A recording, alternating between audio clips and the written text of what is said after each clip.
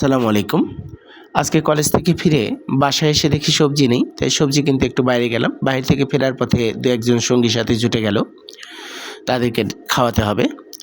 তো সেই হিসেবে ভাবলাম সবজি খিচুড়ি হচ্ছে সহজ সমাধান, খুব সহজে করা যাবে। তো যেভাবে সেই কাজ। ৩ রকমের ডাল ধুয়ে, চাল ধুয়ে দিয়ে দিলাম। চালে ডালে বসিয়ে সবজি দিয়ে একবারে সিদ্ধ।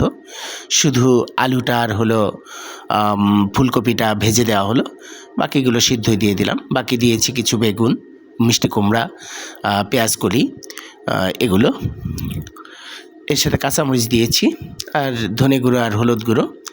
তারপরে সবজি এবং খিচুড়ি সিদ্ধ হয়ে আসলে তেলের ভিতরে জিরা এবং রসুন আর শুকনো মরিচ ফোড়ন দিয়ে দিলাম।